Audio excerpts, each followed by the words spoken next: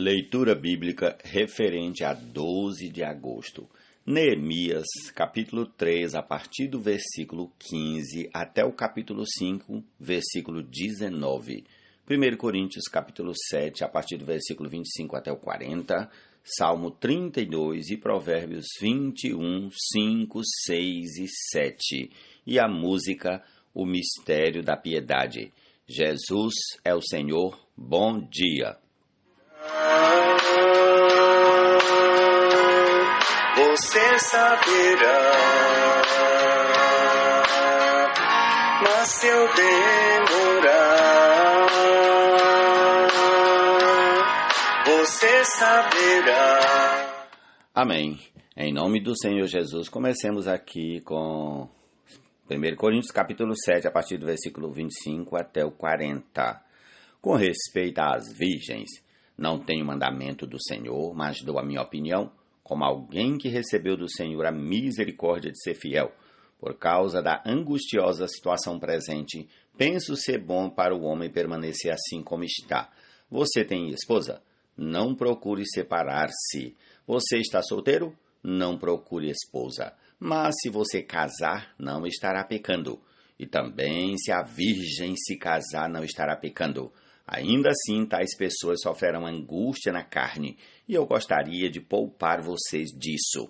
Mas isto digo, irmãos, o tempo se abrevia, por isso, de agora em diante, não só os casados sejam como se não fossem casados, mas também os que choram como se não chorassem, os que se alegram como se não se alegrassem, os que compram como se nada possuíssem, e os que se utilizam deste mundo como se não fizessem uso dele, porque a aparência deste mundo passa.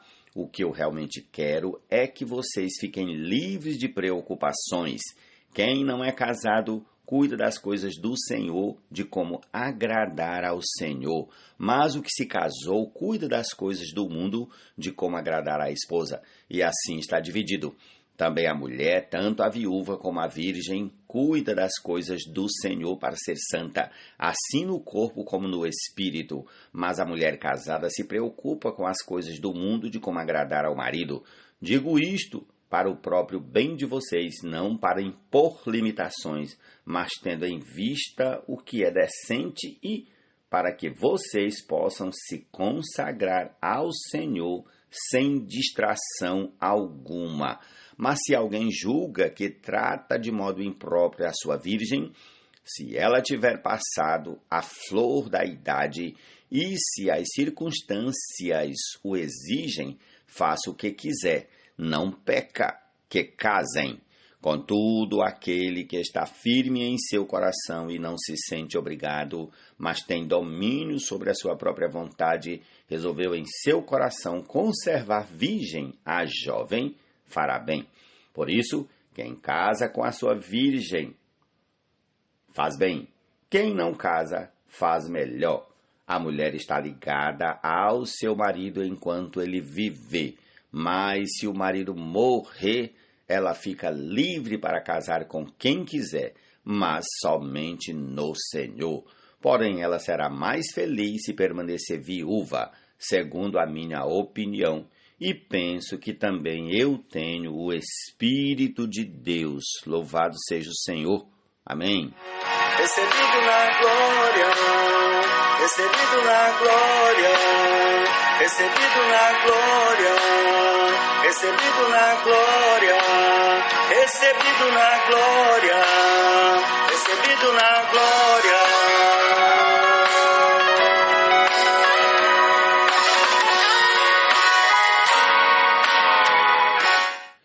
Os planos de quem é esforçado conduzem à fartura, mas a pressa excessiva leva à pobreza.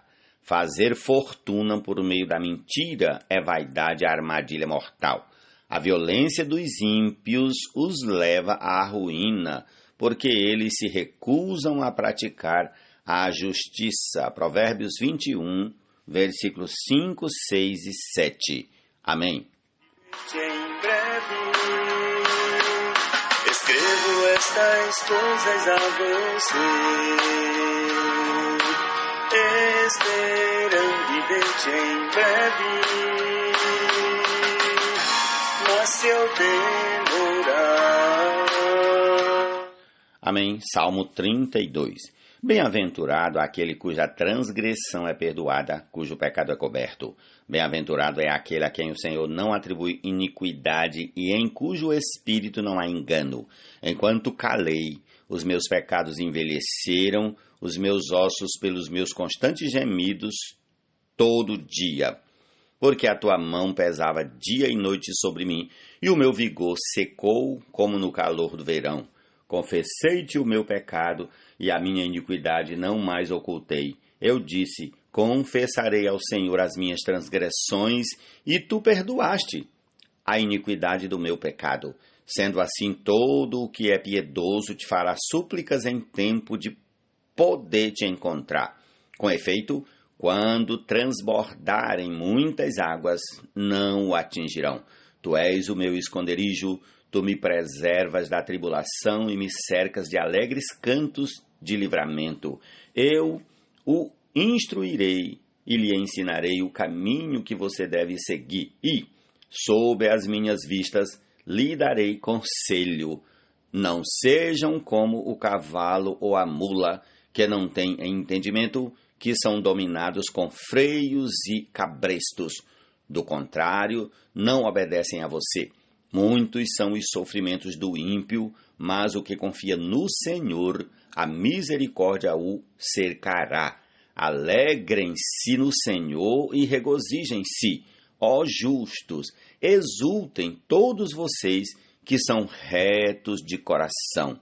Jesus é o Senhor. Amém. Como presbítero diácono e diaconisa, irmãos de boa reputação,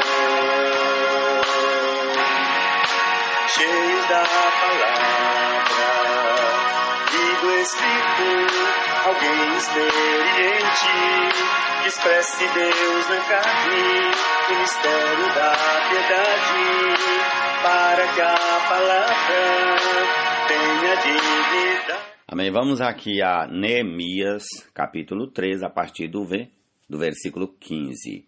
O portão da fonte foi reparado por Salum, filho de Col-Ozé, governador do distrito de Mispa.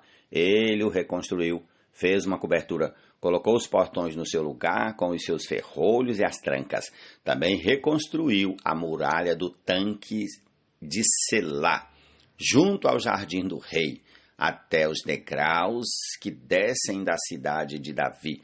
Ao lado dele, quem fez os reparos foi Neemias, filho de Asbuque, governador de metade do distrito de Bet-Zu, até em frente dos túmulos de Davi, até o tanque e até a casa dos heróis.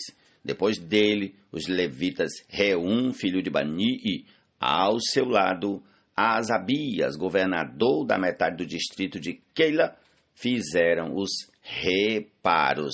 Depois dele, os reparos foram feitos pelos seus irmãos. Bavai, filho de Enadad, governador da metade do distrito de Keila. Ao seu lado, Ezer, filho de Jesua, governador de Mispa, reparou outro trecho em frente da subida para a casa das armas, na esquina da muralha. Depois dele, Baruque, filho de Zabai, reparou com muito cuidado outro trecho desde a esquina da muralha até a porta da casa de Eliasibe, o sumo sacerdote.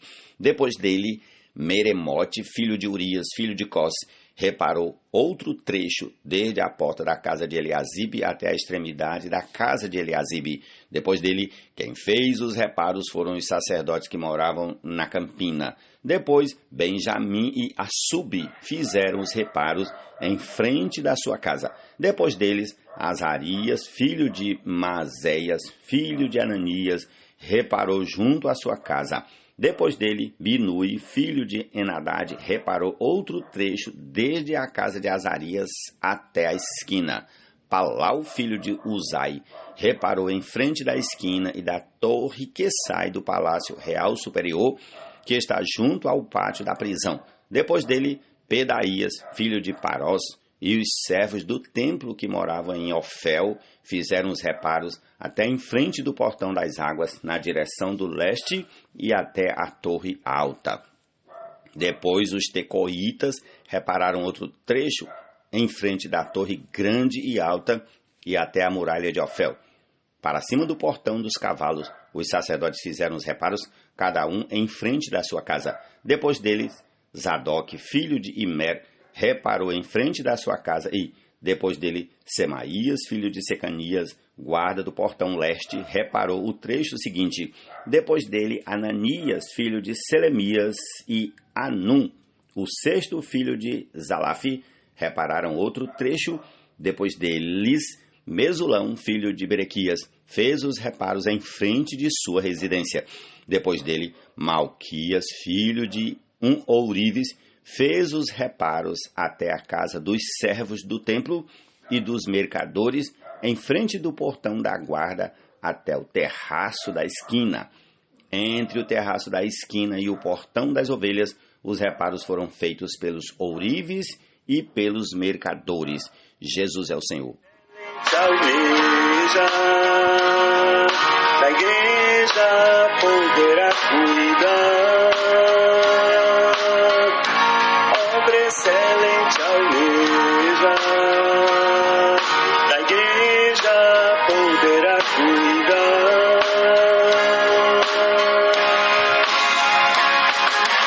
Como presbítero diácono. Prosseguindo, vamos ao capítulo 4 de Neemias. Quando Sambalate ouviu que nós estávamos reconstruindo a muralha, ficou irado e indignado e começou a zombar dos judeus. Na presença de seus irmãos e do exército de Samaria, ele disse: o que é que esses judeus fracos estão fazendo? Vocês vão permitir que eles continuem? Será que vão oferecer sacrifícios? Pensam que podem acabar a obra num só dia? Será que as pedras que foram queimadas poderão renascer daqueles montões de pó? Tobias, o amonita, estava com Sambalate e disse: mesmo que reconstruam, se vier uma raposa, derrubará aquela muralha de pedras. Ouve, ó nosso Deus, pois estamos sendo desprezados. Faze com que o seu desprezo recaia sobre a cabeça deles e faze com que sejam despojo numa terra de cativeiro. Não encubras a sua iniquidade e que o pecado deles não seja apagado diante de ti, pois te provocaram a ira na presença dos construtores. Assim reconstruímos a muralha, e toda a muralha foi acabada até a metade da sua altura, porque o povo tinha ânimo para trabalhar. Mas quando Sambalate, Tobias, os árabes, os amonitas e os asdoditas ouviram que a reparação das muralhas de Jerusalém ia adiante e que já se começavam a fechar-lhes as brechas, ficaram muito irados. Todos se ajuntaram de comum acordo para virem atacar Jerusalém e criar confusão ali. Porém, nós oramos ao nosso Deus e, como proteção, pusemos guarda contra eles de dia e de noite. Então os que estavam em Judá disseram: os carregadores já não têm mais forças e os escombros são muitos. Nós mesmos não seremos capazes de reconstruir a muralha. Os nossos inimigos diziam entre si: eles não ficarão sabendo nem verão nada, até que entremos no meio deles e os matemos. E assim vamos fazer com que a obra pare. Os judeus que habitavam na vizinhança deles nos disseram 10 vezes: de todos os lugares onde moram, eles nos atacarão. Então pus o povo por famílias nos lugares baixos e abertos, por detrás da muralha, com as suas espadas, as suas lanças e os seus arcos. Depois de fazer uma inspeção, levantei-me e disse aos nobres, aos magistrados e ao resto do povo: não tenham medo deles. Lembrem-se do Senhor, grande e temível, e lutem pelos seus irmãos, seus filhos, suas filhas, pelas mulheres e pela casa de vocês. Quando os nossos inimigos ouviram que nós já sabíamos disso e que Deus tinha frustrado o plano deles, voltamos todos nós para a muralha, cada um à sua obra. Daquele dia em diante, metade dos meus homens trabalhava na obra e a outra metade empunhava lanças, escudos, arcos e couraças, e os chefes estavam por trás de toda a casa de Judá, que reconstruía a muralha. Os carregadores, que por si mesmos tomavam as cargas, cada um com uma das mãos fazia a obra e com a outra segurava a arma. Os construtores, cada um trazia a sua espada na cintura enquanto construíam. O que tocava a trombeta estava ao meu lado. Eu disse aos nobres, aos magistrados e ao resto do povo: grande e extensa é a obra, e nós estamos espalhados na muralha, longe uns dos outros. No lugar em que ouvirem o som da trombeta, ali reúnam-se em volta de nós, o nosso Deus lutará por nós. Assim trabalhávamos na obra, e metade empunhava as lanças desde o raiar do dia até o anoitecer. Também nesse mesmo tempo eu disse ao povo: cada um de vocês fique em Jerusalém com o seu servo, para que de noite nos sirvam de guarda e de dia trabalhem. Nem eu, nem os meus irmãos, nem os meus servos, nem os homens da guarda que me seguiam tirávamos as nossas roupas, nem mesmo para dormir. Cada um se deitava com as armas à sua direita. Jesus é o Senhor. Amém. Irmãos de boa reputação. Prossigamos ao capítulo 5 de Neemias. Então se levantou grande clamor do povo e de suas mulheres contra os judeus seus irmãos, porque havia os que diziam: somos muitos, nós, os nossos filhos e as nossas filhas, precisamos conseguir trigo para que possamos comer e continuar vivos. Também houve os que diziam: nós tivemos de hipotecar as nossas terras, as nossas vinhas e as nossas casas para conseguirmos trigo em meio a esta fome. Houve ainda os que diziam: pegamos dinheiro emprestado até para pagar ao rei o tributo sobre as nossas terras e as nossas vinhas. Nós somos da mesma carne que os nossos compatriotas e os nossos filhos são tão bons como os deles. No entanto, eis que sujeitamos os nossos filhos e as nossas filhas para serem escravos. Algumas de nossas filhas já estão reduzidas à escravidão. Não podemos fazer nada para evitar isso, pois os nossos campos e as nossas vinhas já são de outros. Fiquei muito irritado ao ouvir estas palavras e o clamor deles. Depois de ter pensado bem a respeito disso, repreendi os nobres e magistrados e lhes disse: vocês são exploradores, cada um para com o seu irmão. E convoquei uma grande assembleia contra eles. Disse-lhes: nós, de acordo com as nossas posses, resgatamos os judeus, nossos compatriotas, que foram vendidos aos gentios. E agora vocês estão querendo vender os seus compatriotas para que tenhamos de comprá-los outra vez? Então eles se calaram e não acharam o que responder.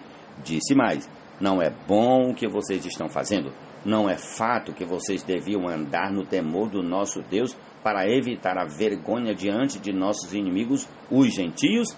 Também eu, os meus companheiros e os meus servos lhes demos dinheiro emprestado e trigo. Mas, por favor, vamos parar com esta exploração.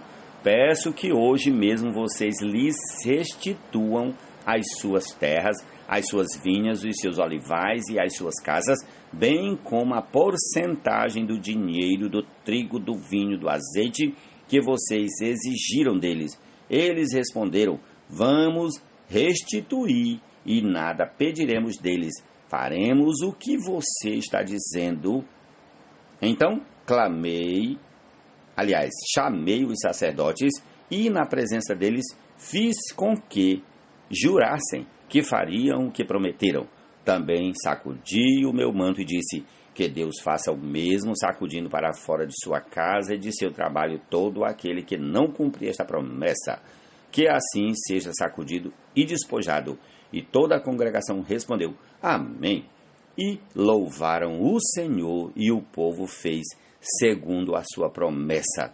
Também desde o dia em que fui nomeado governador na terra de Judá, desde o 20º ano até o 32º ano do reinado de Artaxerxes, 12 anos, nem eu, nem os meus companheiros comemos o pão que me cabia como governador, Mas os primeiros governadores que estiveram antes de mim oprimiram o povo e tomaram dele pão e vinho, além de 40 moedas de prata. Até os seus servos dominavam sobre o povo. Eu, porém, não fiz assim por causa do temor de Deus. Pelo contrário, também trabalhei na reconstrução da muralha, sem comprar nenhuma terra, e todos os meus servos se ajuntaram ali para a obra. Também hospedei 150 homens dos judeus e dos magistrados, além daqueles das nações vizinhas que vinham até nós. O que se preparava para cada dia era um boi e 6 ovelhas escolhidas. Também, à minha custa, eram preparadas aves e, de 10 em 10 dias, muito vinho de todos os tipos. Nem por isso exigi o pão devido ao governador, porque a servidão deste povo era grande. Lembra-te de mim para meu bem, ó meu Deus, e de tudo que fiz por este povo. Amém. Jesus é o Senhor, essa é a nossa porção desse dia. E concluamos ouvindo aí a música, O Mistério da Piedade. Jesus é o Senhor.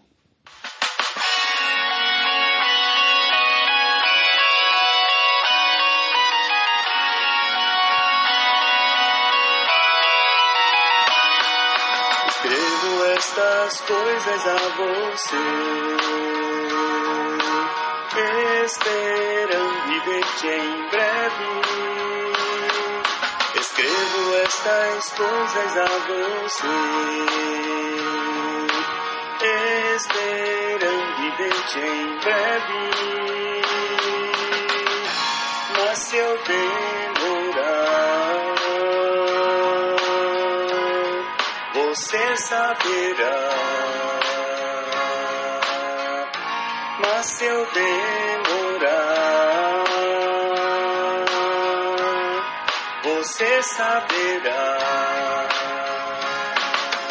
como se deve proceder na casa de Deus, que é a igreja do Deus vivo, coluna e baluarte da verdade, e evidentemente grande é o mistério da piedade, grande é o mistério da piedade.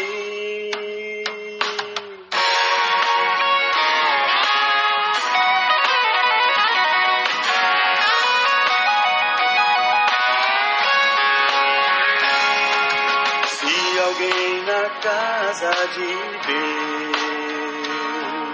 deseja irrepreensível ser, se alguém na casa de Deus deseja irrepreensível ser, obra excelente almeja, da igreja poderá cuidar, obra excelente almeja, da igreja poderá cuidar. Como presbítero, diácono e diaconisa, irmão de boa reputação, cheios da palavra e do Espírito, alguém experiente, que expresse Deus na carne, o mistério da piedade, para que a palavra tenha dignidade. Aquele que foi manifestado na carne, foi justificado em espírito,